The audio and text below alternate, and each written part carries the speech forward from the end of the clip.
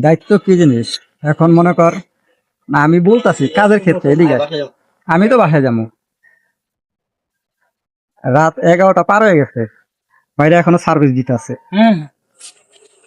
বাইরে এসে সন্ধ্যার পরে সকালে না না না সকালে তো ডিউটি করতে আছেন না লাঞ্চের পর থেকে ও আপনি শিফট না না না না আজকে লাঞ্চের পরে আইছি তা কাম করছে কয় ঘন্টা জিগা দেখো ঘন্টায় করো ফিল্ডে তো আসছিল আমার কথা বল মুখ দিয়ে তো কইলেন কয় ঘন্টা করছি আমগো হামাল করে দেন না না না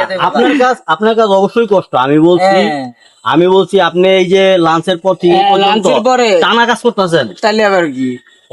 মনে করেন বিল উঠাইতে 5 তলা বিল্ডিং এর মাথায় একটা বিল গেলে কয় ভাই কালকে আয়ো এই 5 তলা আবার নামো বুঝছেন আমগো সুন্দর কথা হানি না না সবার কাজই ভাই কষ্ট এই যে যে যে কাজ করে সেটা অবশ্যই এটা কষ্ট। ব্যাপার হয়েছে কি আমি তো কই এই কাজটা মানে নেটের ব্যাপার হয়েছে এটা এক জায়গায় প্রবলেম থাকে কারণ না কারণ প্রবলেম এমন আছে থাকে মনে করেন 15 দিনে কোনো কামই আহে না হ্যাঁ এই যে পনেরো আমি দিনে আমি ওই হয়ে জিনিসটাই আপনারা বুঝাইতেছি